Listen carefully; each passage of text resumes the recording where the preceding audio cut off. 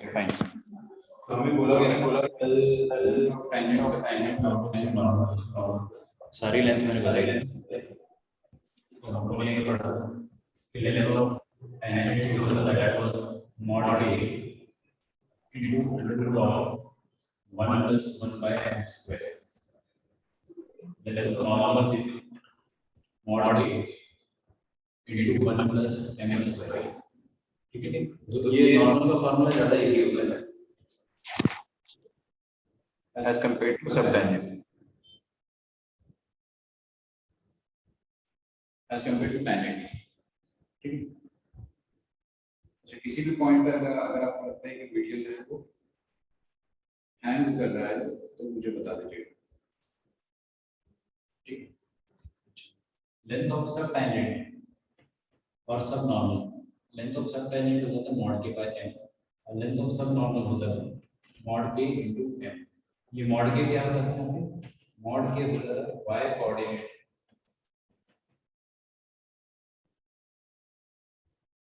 Of point of contact. Point of contact बोलो या point of interest बोलो, उसका y कोऑर्डिनेट हुआ करता था। ठीक है, तो अगर मैं आपको एक क्वेश्चन देता हूं, ट्राई करिए इस क्वेश्चन को सॉल्व करने की कोशिश करो। Show that at any point on hyperbola x is equal to c square. Show that at any point on hyperbola xy is equal to c square. The subtangent varies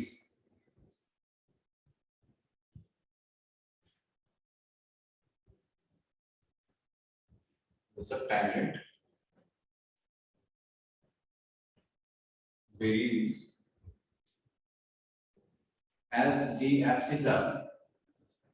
Just a minute.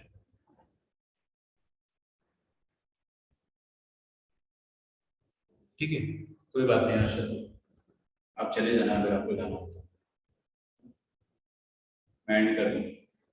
Subtangent varies as the cube of as the abscissa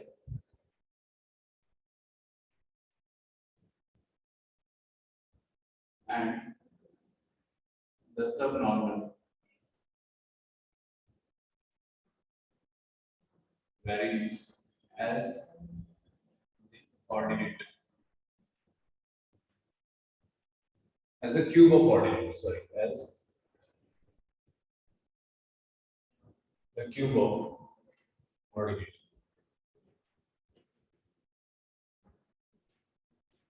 of the point of contact.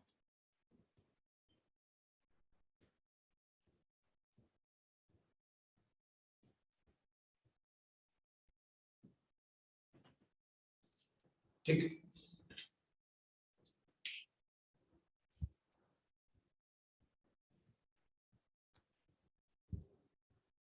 Okay, तो ये चारों फॉर्मूले थे, length of tangent, length of normal, length of subtangent, length of sub normal. इसमें ना दो फॉर्मूले काफी आसान है, नॉर्मल और सब नॉर्मल। देखो मॉड के इनटू m और मॉड के into under root of 1 plus m square. ठीक है, लेकिन इसमें m की जगह 1 बाय m रख देंगे ना अगर हम, तो आपको ये वाला फॉर्मूला मिल जाएगा लेंथ ऑफ टेंजेंट का, और इसमें अगर m की जगह 1 बाय m रख देंगे तो आपको लेंथ ऑफ सब टेंजेंट का फॉर्मूला मिल जाएगा। ठीक है, तो ये हमारे पास चार फॉर्मूले होते हैं। एक क्वेश्चन लिखना है आपके सामने, इसको आप सॉल्व करने की कोशिश करें। ओके, तो आपको बोला show that at any point on hyperbola x is equal to c square the subtangent varies as abscissa and subnormal varies as the cube of abscissa मतलब होता है x कोऑर्डिनेट, abscissa मतलब होता है x कोऑर्डिनेट। ठीक है, तो subtangent varies as the abscissa मतलब इसका क्या हो गया, इसका मतलब ये हो गया, देखो पहली बात तो लेंथ ऑफ सबटेंजेंट क्या होता है, लेंथ ऑफ सबटेंजेंट होता है mod of k into m। ठीक है, अच्छा m क्या होता है, स्लोप। तो अगर हमारे पास कोई भी रेक्टेंगुलर हाइपरबोला है, पहली बात तो ये रेक्टेंगुलर हाइपरबोला है, आपको पता होना चाहिए। तो अगर हमारे पास कोई रेक्टेंगुलर हाइपरबोला है और उस रेक्टेंगुलर हाइपरबोला में कोई भी पॉइंट अगर आप लेते हो, तो take any point, let us say मैंने यहां पे h, k पॉइंट ले लिया या x, y ले लिया, कोई बड़ी बात नहीं है। आप x y पॉइंट ले लो, नॉट अ बिग डील। तो उस पॉइंट पर जो स्लोप होगा that will B dy by dx at that point, ठीक है। तो ये m क्या है, this is dy by dx। आपको ये शो करना है कि लेंथ ऑफ सब टेंजेंट जो है इट वेरीज एज एब्सिस, मतलब it is proportional to x। आपको ये शो करना है कि length of sub tangent is proportional to x। ये एब्सिसा की तरह या एब्सिसा के जैसे वेरी कर रही है, it is vary according to abscissa, ठीक है। अच्छा, तो length of sub tangent is mod के इनटू m। अच्छा, वेरी गुड। तो इसका मतलब m की जगह पर क्या लिखेंगे, dy by dx, where m is equal to nothing but dy by dx। तो xy is equal to c square में आप डिफरेंशिएशन कर दो, first function into differentiation of second, है ना, first function into differentiation of second plus second function into differentiation of 1 is equal to 0। तो यहां से आपको y डैश का वैल्यू मिल जाएगा क्या, y by x के नेगेटिव के बराबर, y dash will be equal to minus of y by x, ठीक है। तो यहां पर अपन क्या करें, ये मॉड के की जगह मैं y लिख सकता हूं क्योंकि तो y कोऑर्डिनेट ही होता है, this is nothing but y coordinate itself. And यहां पर मैं क्या कर सकता हूं, m की जगह dy by dx लिख सकता हूं। तो यहां पे y into dy by dx आ जाएगा, dy by dx है minus of y by x, तो कर दो minus of y by x, ठीक है। तो हमारे पास क्या आ गया, length of sub tangent is equal to minus of y square by x, minus of y square by x। अच्छा, अभी अगर अपन ध्यान से देखेंगे तो हाँ, ये जो x y c स्क्वायर है ना, इसमें अपन एक यूज कर सकते हैं इसको कि x की जगह मैं लिख सकता हूँ c स्क्वायर अपॉन y। सोच कर लो, x को कोई भी x कोऑर्डिनेट होगा इस पूरे हाइपरबोला में, कोई भी पॉइंट का x कोऑर्डिनेट और y कोऑर्डिनेट का प्रोडक्ट c स्क्वायर के बराबर आएगा। तो मैं x को c स्क्वायर अपॉन y लिख सकता हूँ, तो I can write it as y is proportional to x बोला है ना, proportional to x बोला, एक सेकंड सोचना है। तो it is proportional varies as abscissa. अगर मैंने क्या करा, y की जगह c स्क्वायर बाय x रखा, तो c square by x square varies as the abscess.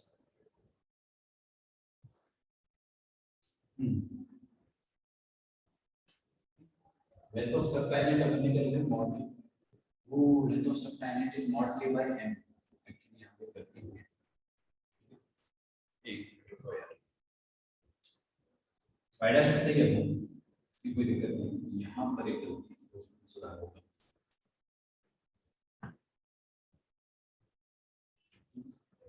तो इसको अपन क्या लिखेंगे, मॉड के मतलब y अपॉन m मतलब हो जाएगा dy by dx।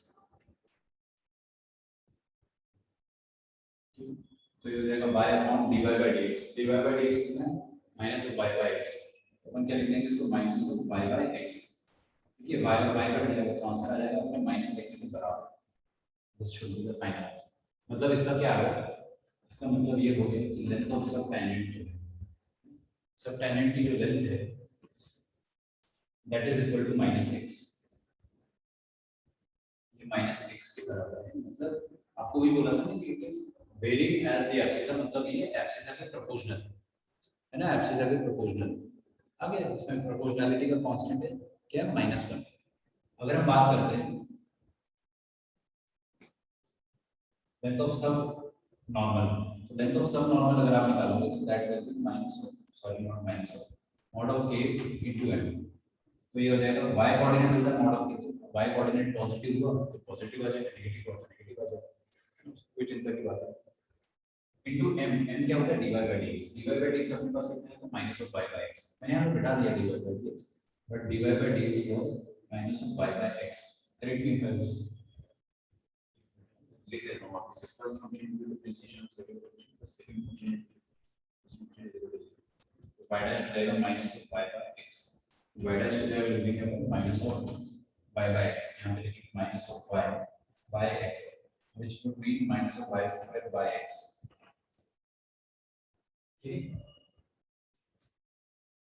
तो यहां से अपन क्या लिखेंगे, x की जगह c स्क्वायर कर कर, अब यहां पे वो चीज सब्स्टिट्यूट करेंगे, तो minus of y square upon x की जगह क्या लिखेंगे, c स्क्वायर बाय y, मतलब ये हो जाएगा -y³/c। तो अपन ये चीज यहाँ से कंफर्म कर सकते हैं कि लेंथ ऑफ सब नॉर्मल जो है दैट इज एक्चुअली -y³/c। लेकिन आपको बोला भी था कि length of sub normal varies as the cube of ordinate. Ordinate मतलब होता है y कोऑर्डिनेट और एब्सिस का मतलब होता है x कोऑर्डिनेट। तो एकदम वही बात है जो उन्होंने बोली थी, अपन इसको प्रूफ कर दो। ठीक, आगे बढ़ते हैं। Shortest distance between two curves, नया टॉपिक है अपना। देखिए shortest distance between two curves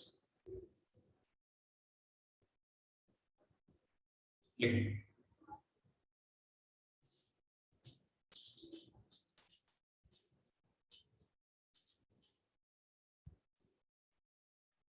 मिटा रहा हूं मैं, लिख दिया होगा आपने यहाँ से।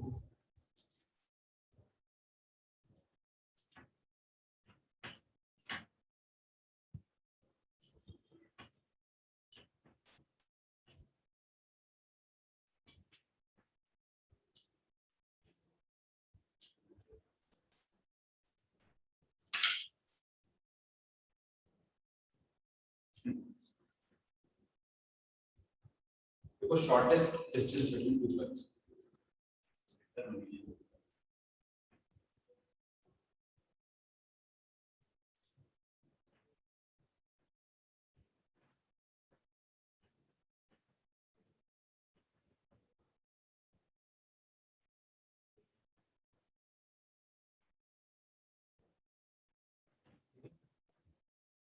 देखो दो कर्व के बीच में जो शॉर्टेस्ट डिस्टेंस होता है that is along the common normal.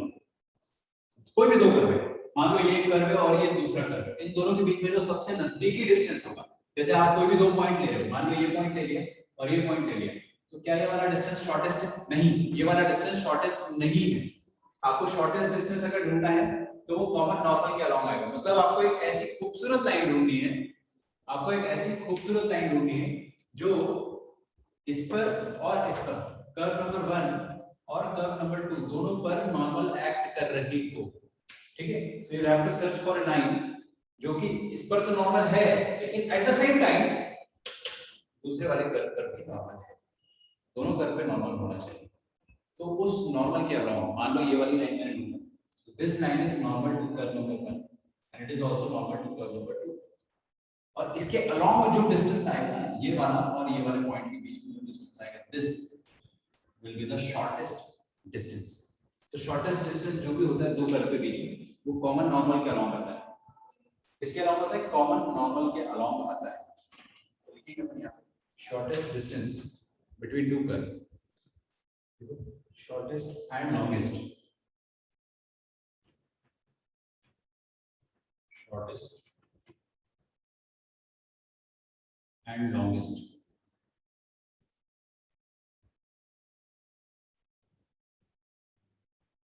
distance between two curves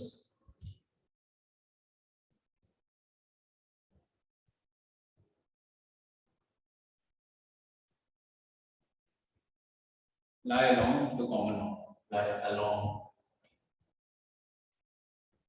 the common norm।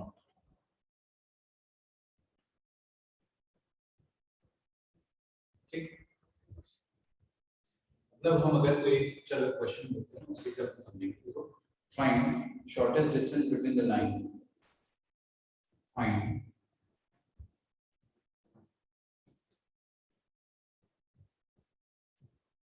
shortest distance between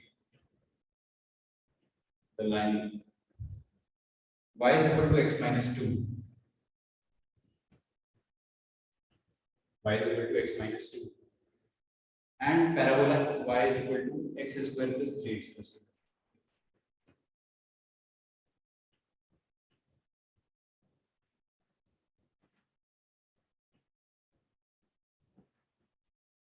ठीक है, सबसे पहली बात तो ये जो पैराबोला है कैसे होगा। ठीक, तो ये पैराबोला अपन ड्रॉ कर सकते हैं। I will try to draw the parabola. Find shortest distance between the line y is equal to x minus 2, y is equal to x minus 2 यहाँ कहीं आएगा, ऐसी लाइन आएगी। और ये पैराबोला देखो, इसका 0 पर वैल्यू 2 आ रहा है, 0 पर वैल्यू 2 आ रहा है, गुड। और इसके दोनों रूट से, क्योंकि इसका d पॉजिटिव, ऐसे तो इसको फैक्टराइज कर सकते हो, तो x + 1 * x + 2 सोच कर देखो, -1 और -2 इसके दो रूट्स हैं, तो दोनों रूट नेगेटिव है। This might look somewhat like this, ये पैराबोला ऐसा दिखेगा, ठीक है।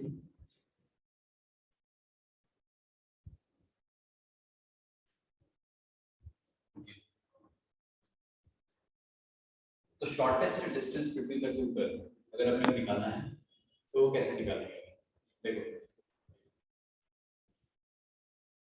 ये वाली लाइन है y = x - 2 और ये पैराबोला y = 3x² + x + 2। इन दोनों के बीच में जो सबसे नजदीकी डिस्टेंस आएगा, सबसे शॉर्टेस्ट डिस्टेंस आएगा, वो कॉमन नॉर्मल के लॉन्ग है। मतलब आपको एक ऐसी खूबसूरत लाइन ढूंढनी है, आपको एक ऐसी खूबसूरत लाइन ढूंढनी है जो कर्व नंबर 1 और कर्व नंबर 2 दोनों पे नॉर्मल की तरह एक्ट कर रही हो। अब देखो ये जो लाइन है, दिस इज अ लाइन तो एक कर्व होता है, लेकिन लाइन पर नॉर्मल जो बनेगी वो हर बार परपेंडिकुलर होगी लाइन के, सोचो, क्योंकि लाइन अपने आप पे खुद टेंजेंट है। लाइन पर आप क्या ही टेंजेंट बनाओगे, line is itself tangent point, है ना। तो लाइन अगर टेंजेंट है अपने आप पर, तो इस पर नॉर्मल जो बनेगी वो सारी की सारी परपेंडिकुलर लाइंस बनेगी, ऐसे ऐसे ऐसे। उन सारी तमाम नॉर्मल्स में से एक ऐसा नॉर्मल होगा जो लाइन पर भी नॉर्मल होगा और कर्व पर भी नॉर्मल होगा, लाइन और कर्व दोनों पर नॉर्मल होगा, ठीक है। तो इसका मतलब ये हो गया कि हमको वो लाइन ढूंढना है which will be normal to the line as well as the parabola, ठीक है। अब लाइन पर अगर ये नॉर्मल है तो इसका स्लोप क्या रहा होगा बताइए, लाइन का स्लोप कितना है, लाइन का स्लोप है 1। तो लाइन पर जो नॉर्मल बन रही होगी, लाइन पर जो नॉर्मल बन रही होगी, उस नॉर्मल का स्लोप क्या रहा होगा, उस नॉर्मल का स्लोप रहा होगा -1, स्लोप ऑफ नॉर्मल, सोचो ना, -1। अच्छा, ये जो नॉर्मल मैंने बनाया है, ये नॉर्मल सिर्फ लाइन पर नॉर्मल नहीं है, ये तो पैराबोला पर भी नॉर्मल है, so it is also normal to the parabola. अब अपने को ये ढूंढना है कि पैराबोला पर -1 स्लोप का नॉर्मल, पैराबोला पर -1 स्लोप का नॉर्मल जो होगा वो किस पॉइंट पर बनेगा, है ना। मान लो एक पॉइंट जो है दैट इज h, k, तो हम मान लेते हैं कि h, k ऐसा खूबसूरत पॉइंट है जहां पर लाइन पर नॉर्मल का स्लोप -1 होगा, ठीक है, ओके।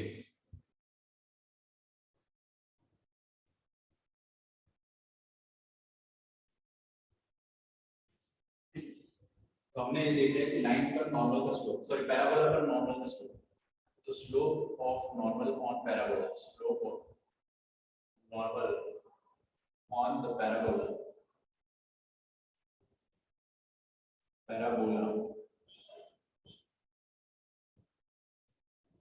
will be क्या होता है, negative inverse of slope of tangent, तो ये लगेगा -1/dy/dx,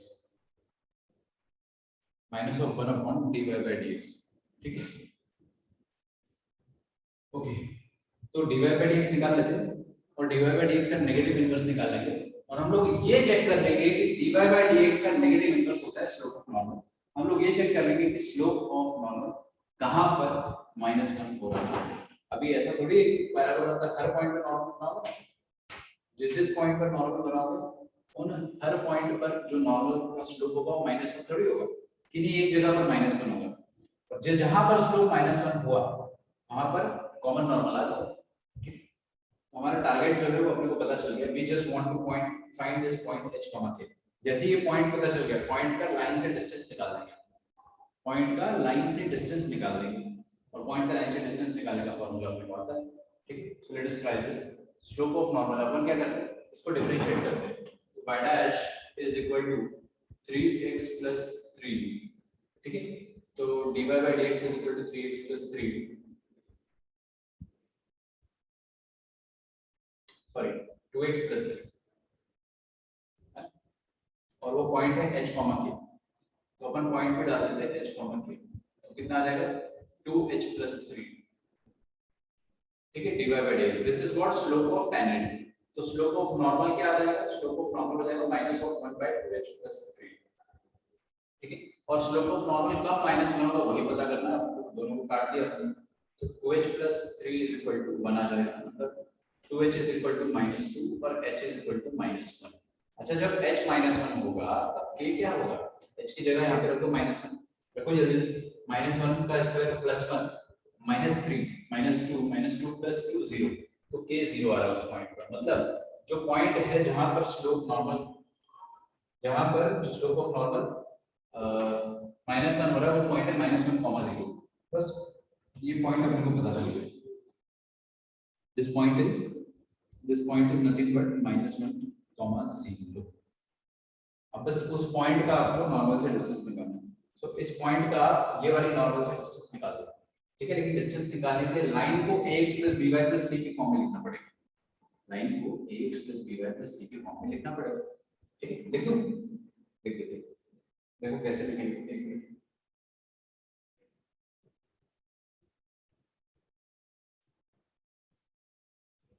ओके, अच्छा एक बार मुझे कंफर्म करना, अभी आवाज क्लियर आ रही है कि अभी उसके पहले क्लियर आ रहा है? अभी क्लियर है, इसके पहले क्लियर है, या दोनों सेम है? अभी ज्यादा क्लियर है।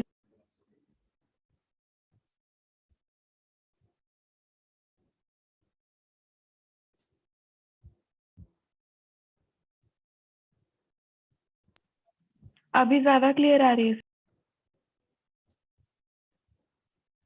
एनीवन प्लीज कंफर्म, ऑनलाइन वाले बच्चे, अभी आवाज क्लियर है, पहले क्लियर है? दोनों सेम है, अभी ज्यादा क्लियर है। ओके, तो मेरे को लग रहा है कि चलो ठीक है, हो सकता है कि अभी ज्यादा क्लियर हो, I will take a chance. Okay fine, तो h का वैल्यू -1 और k का वैल्यू 0 आया, मतलब जो पॉइंट है अपने पास a, जिसको पॉइंट a बोलते हैं, पॉइंट a का कोऑर्डिनेट आ गया -1, 0, इसका डिस्टेंस इस लाइन से निकालना है। लाइन को ax + by + c के फॉर्म में लिखेंगे, तो x - y - 2 = 0।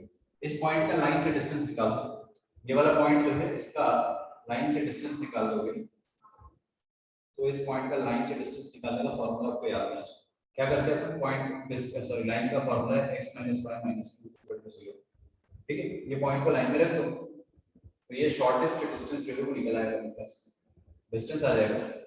पॉइंट को रखा लाइन को, तो x की जगह -1 रखा, y की जगह 0 रखा, -0, और ये तो -2 रहेगा। This whole thing divided by √1² + 1² that is 2, तो आ जाएगा अपने पास -3/√2। ऑफ कोर्स यहाँ पे मॉडुलस लगाएंगे क्योंकि डिस्टेंस नेगेटिव नहीं हो सकता है, तो 3/√2। ये क्लास 11 का फार्मूला यूज कर रहे हैं, डिस्टेंस पॉइंट और लाइन के बीच का डिस्टेंस, ठीक है।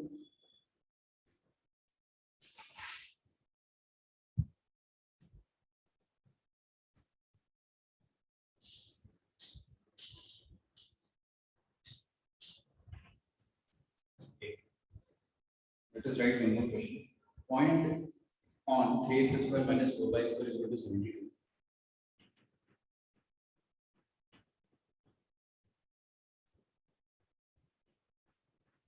3x² - 4y² = 72. Which is closest to the line?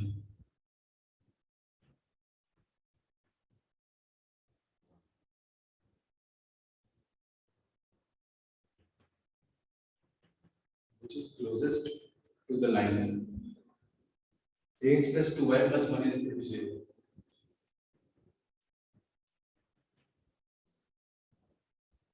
ठीक है।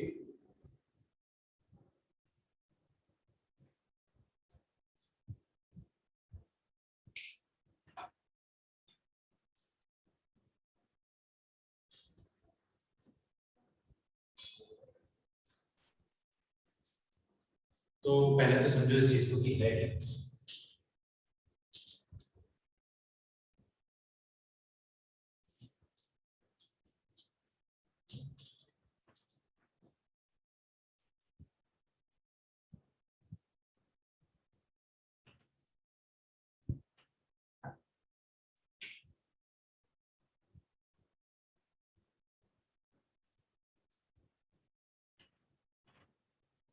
Okay, the point on 3x square minus 4y square is equal to 72, which is closest to the line, जो इस लाइन के क्लोजेस्ट हो, है ना? मतलब ये क्या है, हाइपरबोला है। तो आप हाइपरबोला तो ड्रॉ कर सकते हो आराम से। ये लो मैंने हाइपरबोला ड्रॉ कर दिया, this is the hyperbola that I have drawn. अब ये वाला हाइपरबोला जो है इस लाइन से कितना नजदीक है ना? तो इस लाइन से देखते हैं कितना नजदीक है। पहली बात तो ये लाइन का स्लोप कितना है, नेगेटिव। नेगेटिव है तो ये लाइन तिरछी बनी, तिरछी समझते हो ना? सीधी लाइन का स्लोप ऐसा होता है पॉजिटिव, और तिरछी लाइन का नेगेटिव होता है। मेरा बोलने का तरीका ऐसा। और यहाँ पर इस लाइन का y इंटरसेप्ट कितना आ रहा है, देखो जरा, x को 0 देंगे, y को -1 नीचे से गुजर रही है। तो समवॉट लाइक दिस ऐसे बनेगी। ठीक है, I hope it is visible. अगर स्क्रीन में विजिबल नहीं है तो आई ड्रॉ इट प्रॉपर। ठीक है, आई होप अभी विजिबल होगी। Good, very nice. अब आपको बोल रहा है कि ऐसा पॉइंट इस हाइपरबोला में निकालो जो कि इस लाइन से नजदीक है, जो कि इस लाइन से नजदीक है। ठीक है, इसमें चार ऑप्शंस भी हैं। इसमें चार ऑप्शंस भी हैं। पहला ऑप्शन है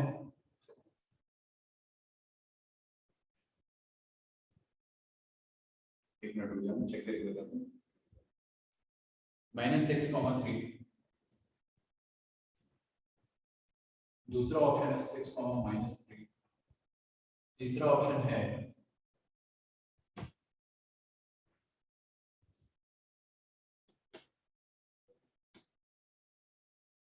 6,3। लास्ट ऑप्शन है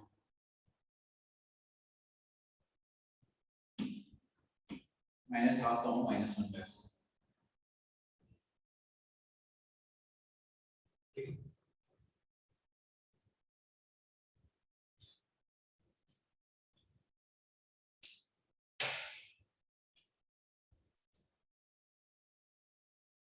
ट्राई करो। Point on the line which is closest to the line. Point on the curve which is closest to the line.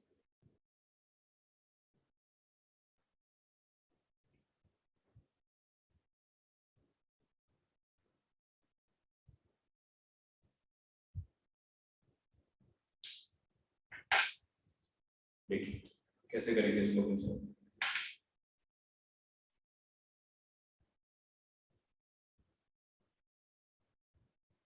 कोई भी जो पॉइंट है उसको आप अज्यूम कर लो h common.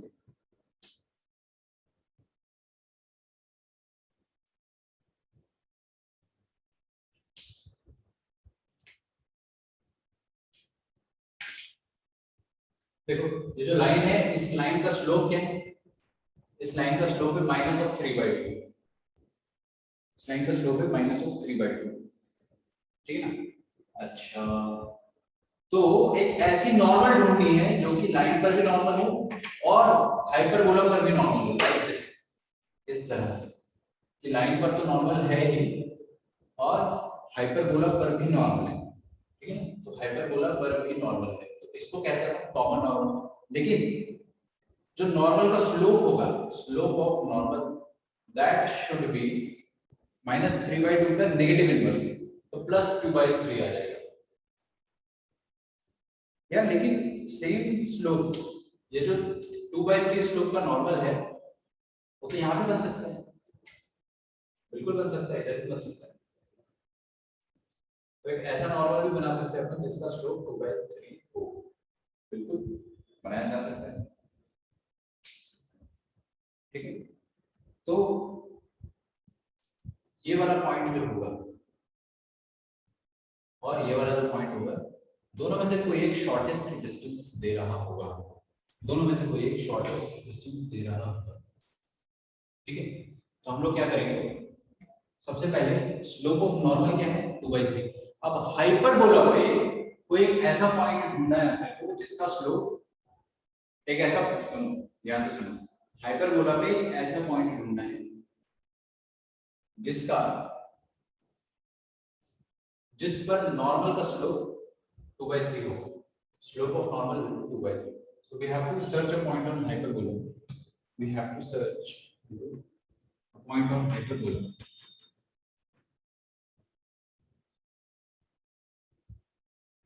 a point on hyperbola whose slope will be equal to 2/3, sorry, where slope of normal will be equal to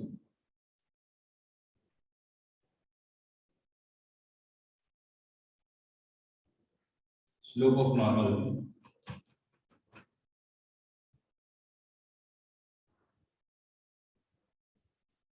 will be equal to 2 by 3. ठीक है?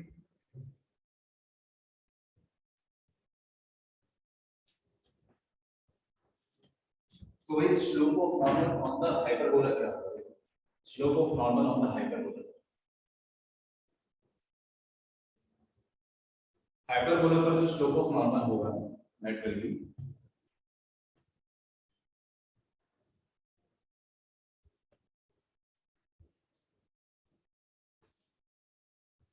क्या होगा? Minus of 1 upon dy by dx.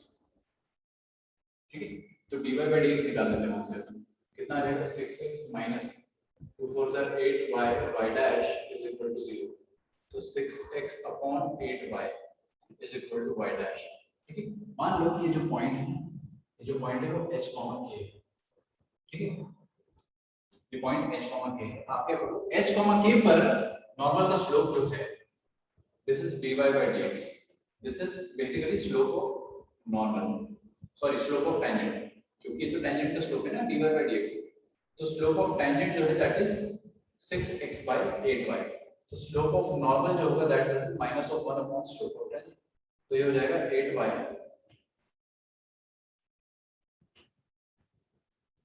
upon 6x. This will be the slope of normal. है ना, negative inverse कर दिया और इसमें h k पुट कर दो। h k अगर पुट कर दोगे तो देखो क्या आ जाएगा। दिस विल बी ये काट के कह रहे थे 2 3 6 2 4 8 4k by 3h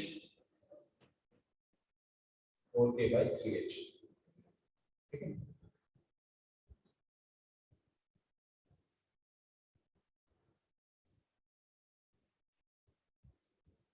फोर के बाई 3h। अब आपको पता करना है कि कौन सा ऐसा पॉइंट है जहां पर नॉर्मल का स्लोप 4k by 3h हो। तो नॉर्मल का स्लोप अपने को क्वेश्चन में गिवन है 2 by 3 और यहां पर अपन ने निकाला ये this should be equal to 2 by 3 right. तो इसको 2 by 3 से इक्वेट करेंगे तो आपको क्या मिलेगा? आपको मिल जाएगा कि 2k by h is equal to 1। 2k by h is equal to 1 मतलब 2k is equal to h। ठीक है,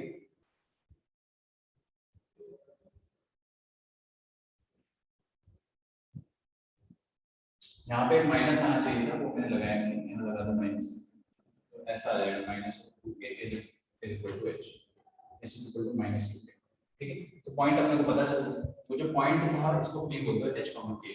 पॉइंट p h, k जो था हो जाएगा h की जगह माइनस 2k रखा और k की जगह k रहने दिया। ठीक है, k की जगह k रहने दिया। चलो,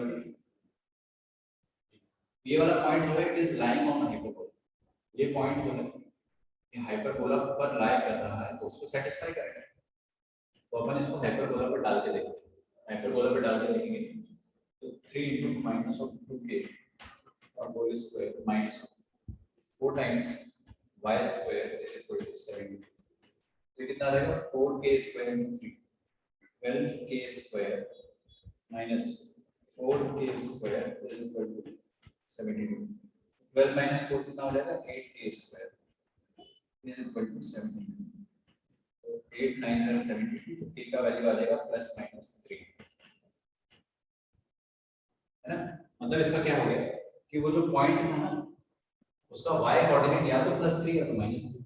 जाहिर सी बात है कि y कोऑर्डिनेट प्लस 3 ये वाला पॉइंट होगा और माइनस 3 वाला ये वाला पॉइंट। उसको क्यों बोल देते हैं? इसमें y कोऑर्डिनेट माइनस 3 होगा और इसमें y कोऑर्डिनेट प्लस 3 होगा।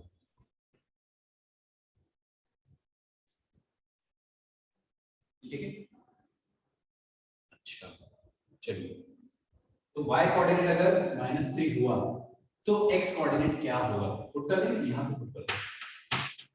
देखो यहां पर आप पुट करो, अगर y कोऑर्डिनेट -3 हुआ h का वैल्यू कितना आ रहा है? +6 और y कोऑर्डिनेट +3 हुआ तो h का वैल्यू -6 आएगा। ठीक है, ऐसा आ जाएगा। तो अब आपको दो पॉइंट ऐसे मिल गए जहां पर नॉर्मल का स्लोप 2/3 होगा। ऐसे दो पॉइंट है हाइपरबोला पे जहां पर नॉर्मल का स्लोप यहाँ पर नॉर्मल का स्लोप 2/3 होगा, ठीक है ना। तो अब दोनों पॉइंट में से कौन सा पॉइंट चूज करना है? देखो जो शॉर्टेस्ट होगा, अपने को फिगर के हिसाब से तो ये शॉर्टेस्ट दिख रहा है, बट जस्ट टू कंफर्म ये वाला जो पॉइंट है इसका इस लाइन से डिस्टेंस निकाल दो। ये लाइन की क्या इक्वेशन है? 3x + 2y + 1 = 0, ठीक है। तो आप क्या कर दो, ये पॉइंट को इस लाइन पे रख दो, पॉइंट को लाइन पे रख दो और वो डिस्टेंस वाला फॉर्मूला लगा। तो मैं पहला डिस्टेंस जो है वो डिस्टेंस d1 निकाल देता हूं, इसको d1 बोल देता हूं, है ना, इसको d2 बोल देता हूं। तो देखते कौन सा छोटा है कौन सा बड़ा डिस्टेंस। तो जो छोटा है वो शॉर्टेस्ट आ जाएगा, है ना। अभी देखो ऑप्शन में सब दिया होगा, तो डिस्टेंस d1 निकालना है। क्या करें, पॉइंट जो है -6, उसको लाइन पे रख दिया, 3 × -6 प्लस 2 × y की जगह क्या रख दिया 3, ठीक है, plus 1 divided by under root of कितना रहेगा, 3 स्क्वायर 9, 4 स्क्वायर 2 स्क्वायर 4, 13 आ जाएगा इसका मॉड। ये d1 आ गया, d1 का वैल्यू कितना आ जाएगा, 6 3 -18 प्लस 6 आ जाएगा -12 प्लस 1 आ जाएगा -11, मॉड लेंगे तो प्लस कर, तो 11/√30। और d2 डिस्टेंस कैसा आ जाएगा, फिर से वो पॉइंट को रख दिया लाइन पे, कौन सी, ये वाला इसको रखो पॉइंट पे, तो x की जगह 3 × 6 18 आ जाएगा, डायरेक्टली लिखता हूं 3 × 6 = 18। y की जगह रखा अपन ने -3, तो 2 × -3 = -6 और प्लस 1, 18 - 6 + 1 अपॉन √30, तो ये आ जाएगा 13/√30। कौन सा डिस्टेंस छोटा है, d1 छोटा है, मतलब ये वाला पॉइंट जो है वो ज्यादा नजदीक है, तो यहाँ से शॉर्टेस्ट डिस्टेंस आ रहा है, मतलब option A is correct, -6/3 is correct.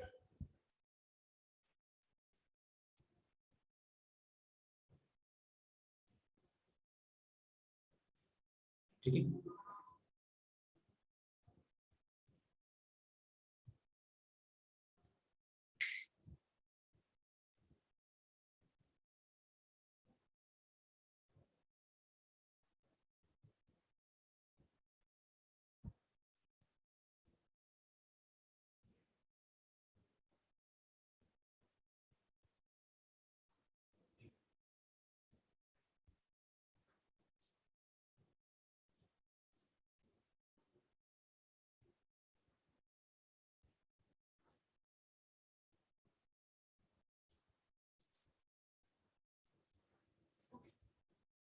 तो यहाँ से है ना रेट मेजर अपन स्टार्ट करेंगे। रेट मेजर एक नया टॉपिक है, ठीक है। आपके मॉड्यूल में अगर आप देखोगे तो रेट मेजर अलग से दिया हुआ है, उसमें बहुत सारे क्वेश्चन अलग से दिए हुए which you can do easily.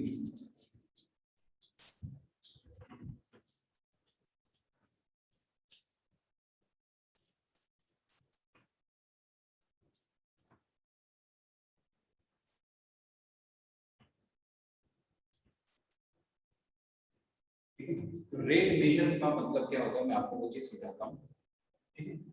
Let us start.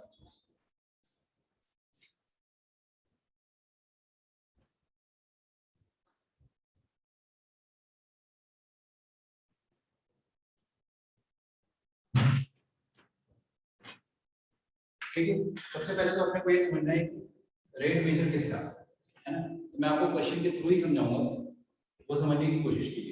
देखिए, the side of an equilateral triangle increases at the rate of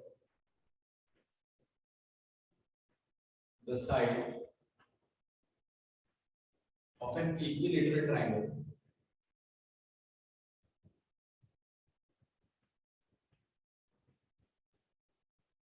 increases, ठीक है,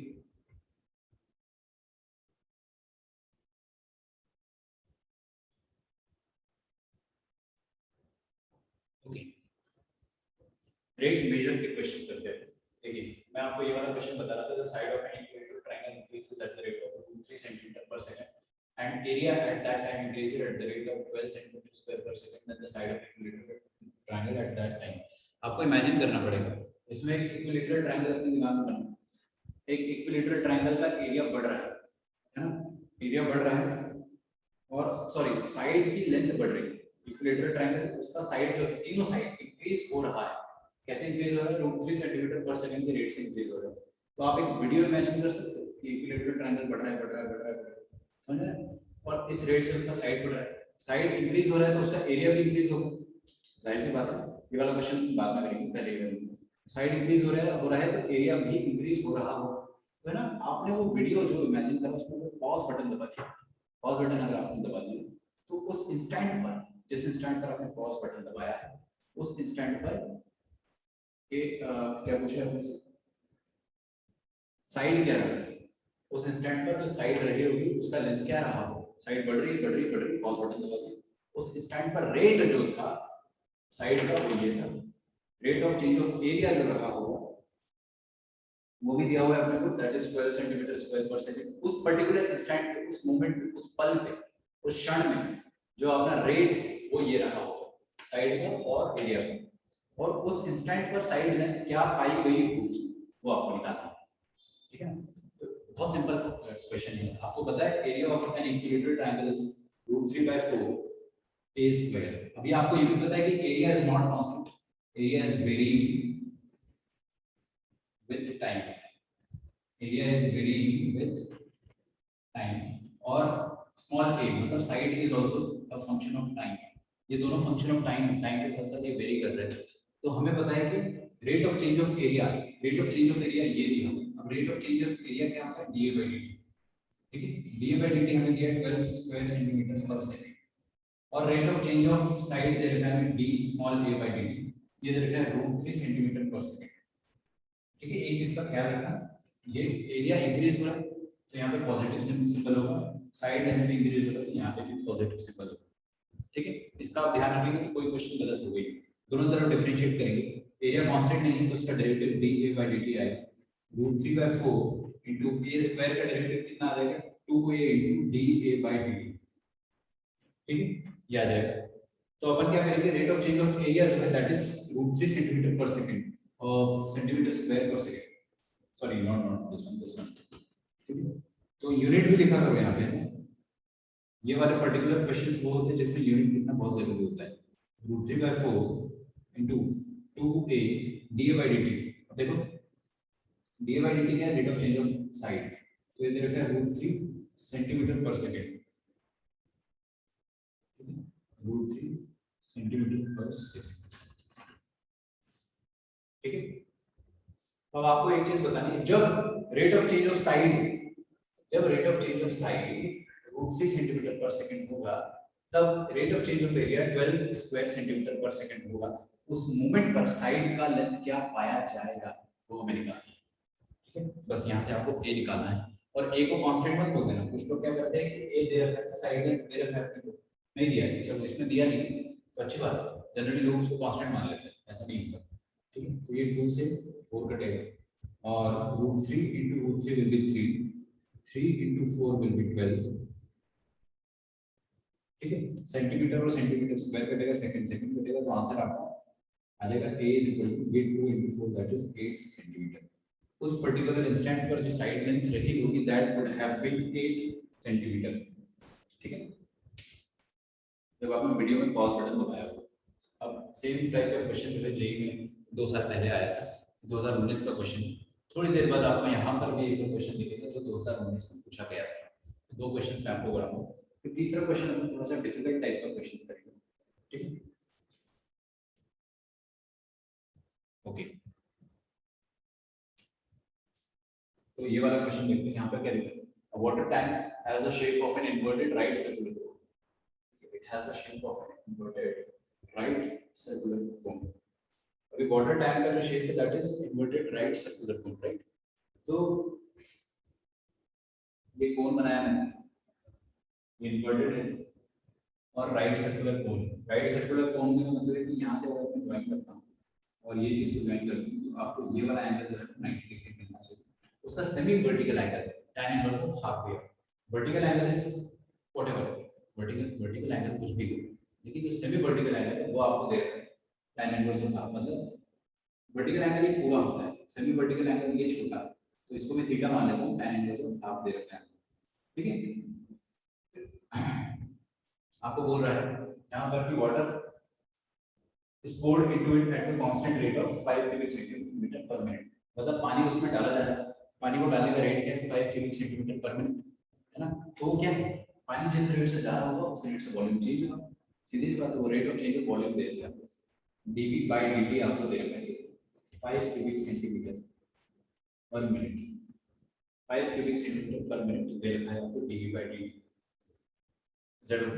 अच्छा, वॉल्यूम इंक्रीज हो रहा होगा या डिक्रीज हो रहा होगा? वॉल्यूम इंक्रीज हो रहा होगा या डिक्रीज हो रहा होगा, क्योंकि अपन पानी इसमें पोर कर रहे हैं, तो किसी इंस्टेंट पर पानी का लेवल जो है वो यहाँ जाएगा, ठीक है। तो dV by dt को पॉजिटिव लेंगे। फिर आपको बोल रहा है कि the rate at which the level of the water is rising at the instant the depth is 10 metre.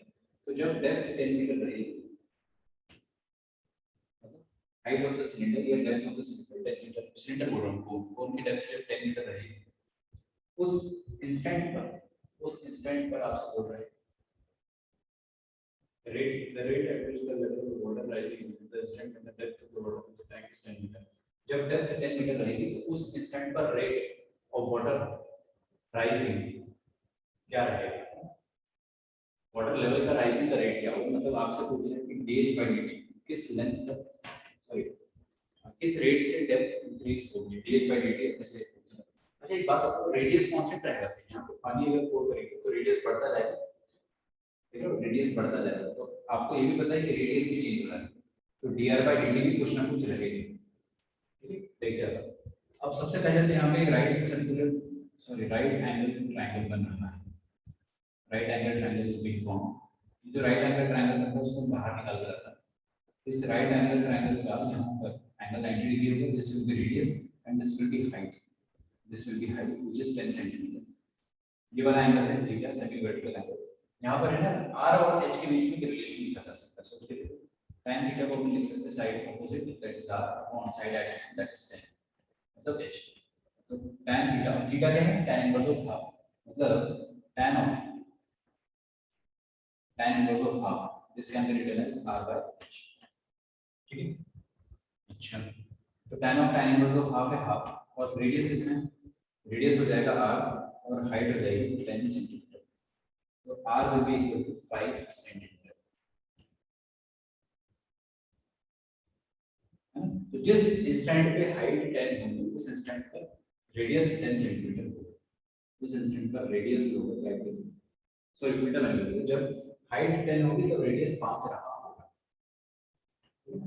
बड़ा आसान। अब आपको क्या करना है, वॉल्यूम ऑफ कोन लिखना है, that is 1/3 5r square h, ठीक है, 1/3 pi r square h। तो लिखते हैं, देखिए 1/3 pi r square h, ये हो गया वॉल्यूम। देखो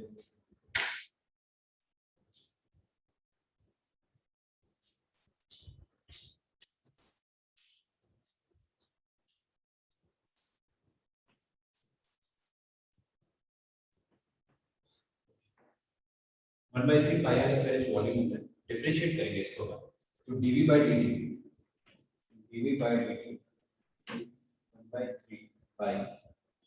अब यहाँ पे है, अच्छा एक काम और कर सकते हैं क्या, मैं बताऊँ, किसी भी इंस्टेंट पर, किसी भी पल में, किसी भी मोमेंट में जो रेडियस होगा दैट विल बी, यहाँ पे r by h लिखता हूँ अगर मैं, तो radius will be 2 times of height, सही लिखा है गलत, h is equal to 2r, उल्टा लिख दिया, h is equal to 2r, कोई भी इंस्टेंट में, तो जब हाइट 10 होगी तो रेडियस 5 होगा,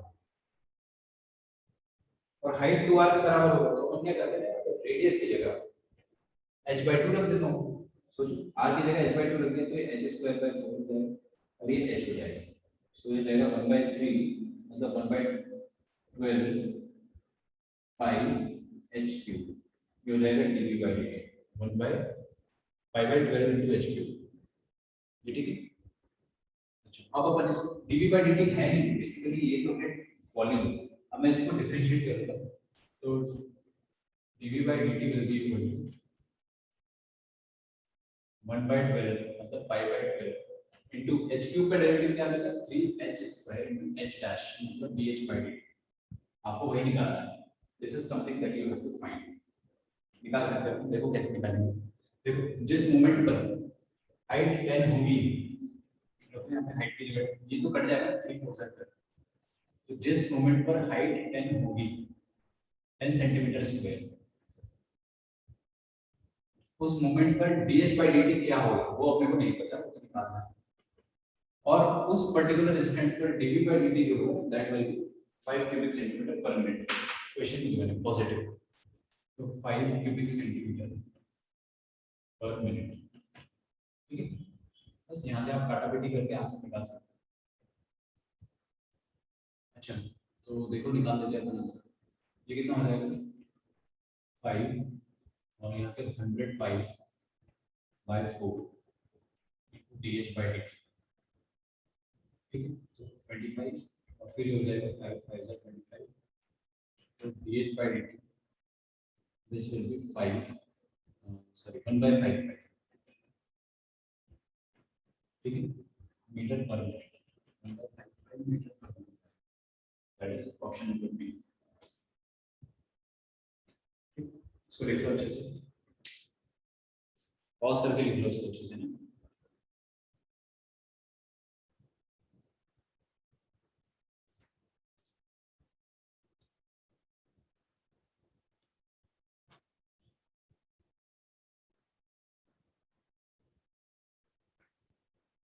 ओके दो और क्वेश्चन है अपने पास रेट चाहिए, इन दोनों को भी सॉल्व करते हैं। देखो हमसे बोला गया है कि एक स्फीयर है, ये वाला करेंगे पहले फिर वो वाला करेंगे, आप पहले ये वाला देखेंगे, ये भी 2019 में आ चुका है मेंस में। इसमें बोला गया spherical iron ball of radius 10 centimetre coated with a layer of ice, ठीक है। स्फेरिकल बॉल है उसके ऊपर ने आइस को कोट कर दिया एंड देन उस आइस की थिकनेस जो है वो यूनिफॉर्म है, ठीक है। So it is forming another sphere, so it is melting at the rate of 50 cubic centimeter per minute when the thickness of the ice is 5 centimeter, then the rate at which the thickness of the ice decreases, वो पूछा गया आपसे। तो ये तो बड़ा आसान question है, हमारे पास एक स्फीयर है और उसके ऊपर ऐसे आइस अपन ने कोट कर रखी है। अब अगर मैं आपसे बोलता हूँ कि इस आइस की जो थिकनेस है ना वो अपने को नहीं गिवन है, इसकी थिकनेस मान लो तो और रेडियस आपको given, what is the radius, radius is 10 centimetre और थिकनेस कितनी है, थिकनेस है 10, ठीक है।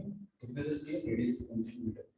तो अब आपसे बोल रहा है कि कुछ कुछ निकालने को कह रहा है, इसमें देखते हैं क्या निकालना है। देखो हमसे बोला गया है कि when the thickness of the ice is 5 centimeter, then the rate at which the thickness of the ice decreases, the rate at which the thickness of the ice decreases, तो आपसे ये पूछा गया dt by dt क्या है question, this has been asked dt by dt, और वो भी क्या बोला देखो when the thickness of the ice is 5 centimeter, dt by dt क्या है when t is equal to 5 centimeter, तो जब थिकनेस 5 सेंटीमीटर होगा उस मोमेंट पर dt by dt मतलब d capital T by d small t क्या होगा वो हमसे पूछा गया है। तो सबसे पहले तो आप देखो कि ये जो वॉल्यूम है इसका आउटर वॉल्यूम, ये वाला जो आउटर वॉल्यूम होगा ना सिलेंडर बोल रहा हूँ स्फीयर का जब आउटर थिकनेस होगा आइस का उसका कुछ वॉल्यूम होगा and that volume must be melting, ठीक है। और आपको बोल भी रखा है कि the layer of uniform thickness that melts, तो ये वाला जो वॉल्यूम है वो मेल्ट हो रहा है, बेसिकली वॉल्यूम जो मेल्ट हो रहा है that is what dV by dt, that is melting as dV by dt, और dV by dt हमको क्या देता है 50 cubic centimetre per minute, 50 cubic centimetre per minute, ठीक है।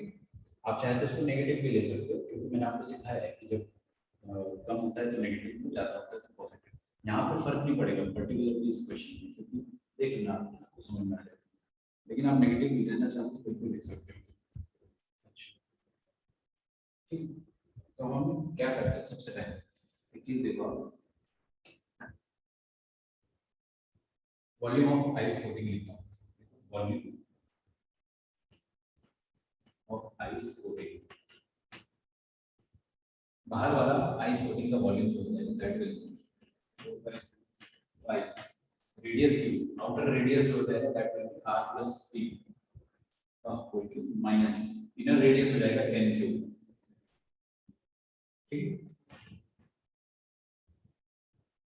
अच्छा ठीक है, outer radius minus inner radius तो अपने को पता है। और स्फीयर का वॉल्यूम होता है 4/3 पाई r क्यूब। अगर किसी को नहीं पता मैं बता रहा हूं, स्फीयर का वॉल्यूम 4/3 पाई r क्यूब है। 9 10 में पढ़ा था। ठीक है,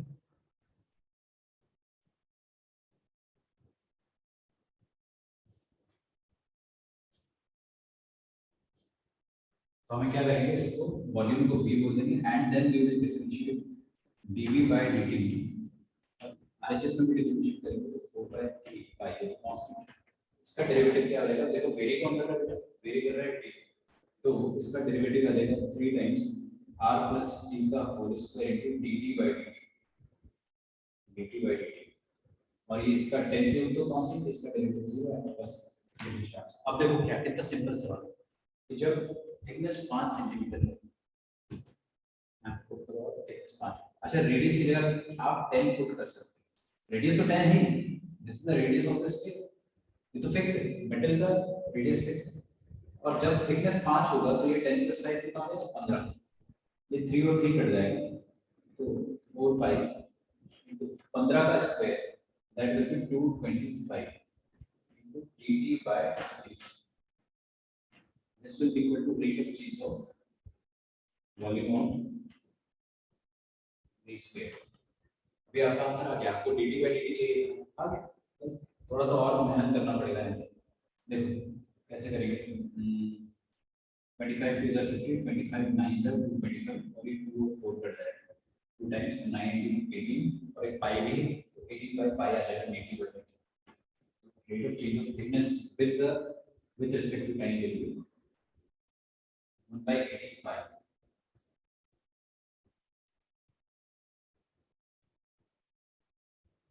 यूनिट क्या रहेगी, centimetre per minute. Option number B लो, इसको आप आराम से पॉज करके लिख लो। यहां पर मैं होप आपने को पॉज करके किसी और अब इधर आ जाइए। यहां पर आपको बोला गया है कि the height of a right circular cone is 20 centimetre. एक राइट सर्कुलर कोन है, उसकी हाइट है 20 सेंटीमीटर। ठीक है, the height is 20 centimetre.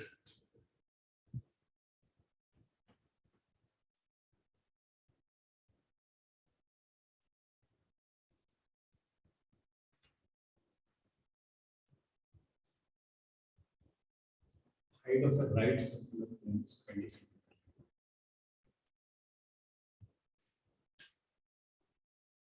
And decreasing, देखो इसकी हाइट अगर कम होगी तो फील कर पा रहे हो, हाइट कम होगी तो इसका रेडियस बढ़ेगा, हाइट कम होगी रेडियस बढ़ेगा, और वॉल्यूम का पता नहीं क्या, we don't know, we have to check it out.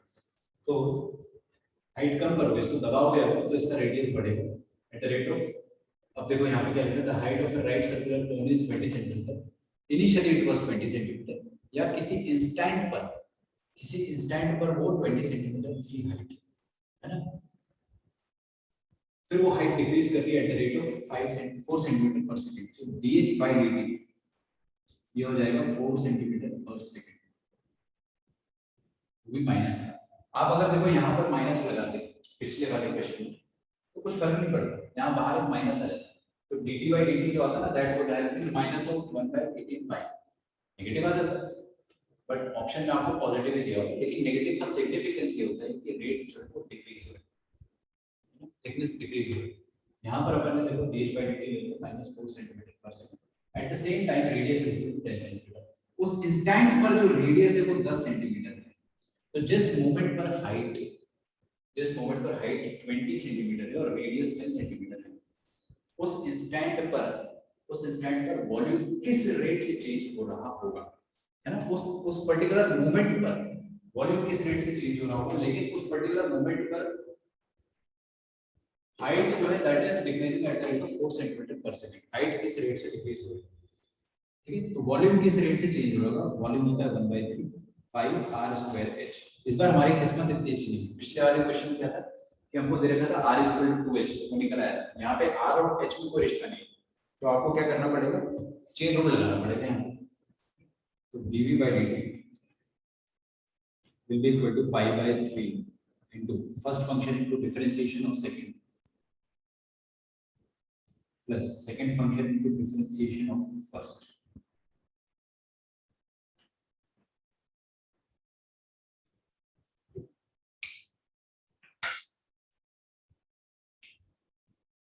अच्छा ठीक, बढ़िया।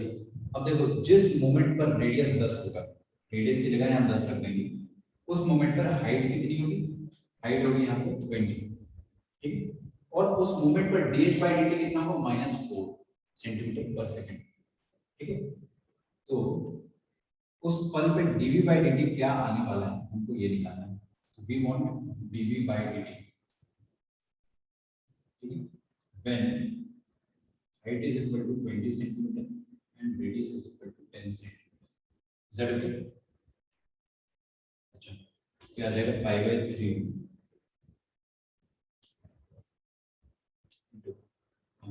देखो उस मोमेंट पर रेडियस कितना है, 10, करते हैं यहाँ पे 10, 100 into dh by dt plus height, उस इंस्टेंट पे हाइट कितनी है, 20 into रेडियस कितना है, अगेन 10 है लेकिन यहाँ पे 2 आ रहा है, तो वो 20 हो जाएगा, 20 का स्क्वायर।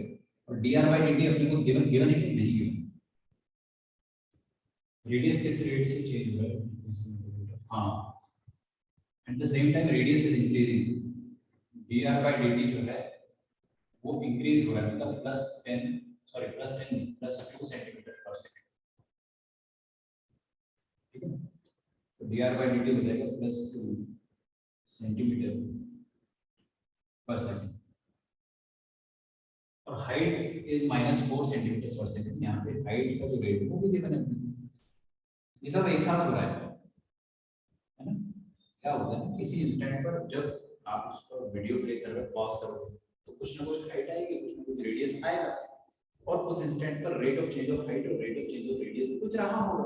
हाँ, अपने से अपने को वॉल्यूम पूछ रहे हैं, प्लस माइनस अगर आपने अच्छे से इन्वॉल्व करा है तो आपका आंसर जो आ जाएगा दैट विल 100 into -4 ठीक है। 20 स्क्वायर 400 into 2 800,